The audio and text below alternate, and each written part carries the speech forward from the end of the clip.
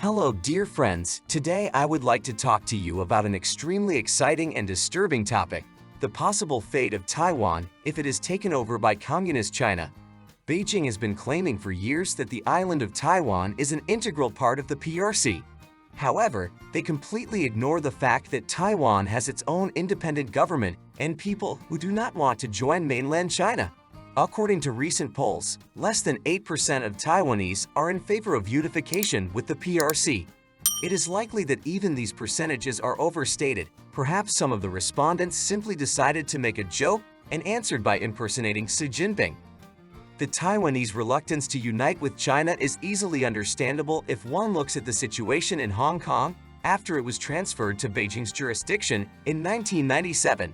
Severe restrictions and repression by the Communist Party dealt a serious blow to Hong Kong's economy, and Beijing's imposed national security law plunged the city into an atmosphere of fear and uncertainty. So few people in Taiwan would want to find themselves in the same position. However, according to experts, if the island does join the PRC, its fate will be even more tragic than Hong Kong's. There is a great risk that Taiwan will suffer a fate similar to that of China's Xinjiang Uyghur Autonomous Region. In predominantly Muslim Xinjiang, the Beijing regime has launched a truly brutal repression of the local population. According to various estimates, up to 1 million people were thrown into so-called re-education camps, which were essentially concentration camps. Thousands of cultural and religious sites, such as mosques, have been barbarously destroyed. Beijing justifies its actions by the need to fight terrorism and extremism. But in reality, it is a targeted destruction of the distinctive culture, religion, and identity of the Uyghurs and other indigenous peoples of Xinjiang. The facts show that the Chinese authorities are deliberately pursuing a policy of ethnic cleansing and cultural genocide in this region. What is happening in Xinjiang is appalling to the entire civilized world. Therefore, the words of some Chinese officials that similar methods could be applied to Taiwan are taken extremely seriously. In 2022, Chinese ambassador to France Luc Xiao openly allowed the possibility of a military invasion of Taiwan and said that after reunification, the island would undergo re-education to return a sense of patriotism to the locals. And his counterpart, ambassador to Australia Xiao Qian, confirmed that Taiwanese have different views of China as a homeland because of the long years of separatist regime. Uyghur human rights activist Rushan Abbas, commenting on these remarks, warned that what the Chinese are doing to the Uyghurs, they plan to repeat with the people of Taiwan if they lose their independence. She said it is feared that once the Communist Party takes over the island, it will launch a campaign of violent repression, arresting dissenters, destroying cultural heritage, banning the use of local languages other than Mandarin, etc. The same tragic scenario. All the same tragic scenario as in Xinjiang. Taiwan has historically been home to many peoples, Hakka, mountain aborigines, etc., who have their own languages, traditions, and identities. There is a great danger that these distinctive cultures will also become targets of repression if the communists come in, similar to what happened in Xinjiang with the Uyghurs and Kazakhs. Moreover, over decades of democratic development, Taiwan has developed a rich tradition of free political debate and opposition to regimes. The ruling Democratic Progressive Party and its supporters categorically reject the idea of reunification with the PRC. It is widely feared that if the island is seized, members of this party and activists who advocated for Taiwan's independence will suffer the fate of prisoners of conscience. Continuing the topic of possible consequences for Taiwan in the event of its annexation by China, one cannot fail to mention the potential destruction of the island's rich historical and cultural heritage. The fact is that Taiwan's modern history is directly linked to three periods that are extremely hostile to the communist regime in Beijing.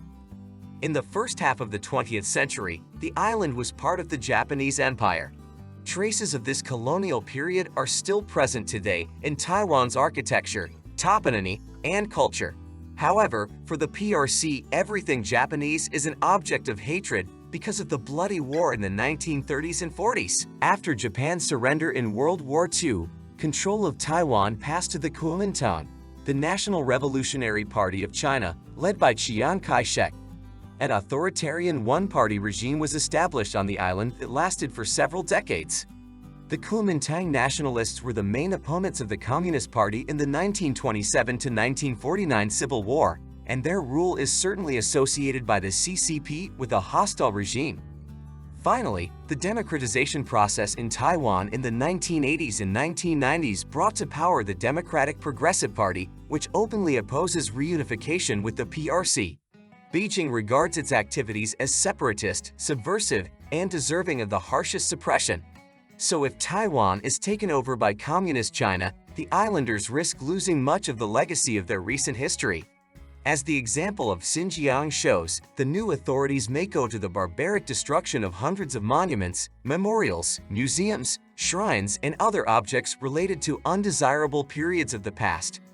In addition to material losses, the islanders will face forced assimilation, the imposition of a unified Chinese identity, and total censorship.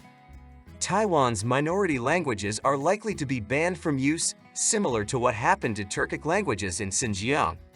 Another bitter prospect could be the establishment of a vast network of so-called re-education camps and prisons for dissenters in Taiwan.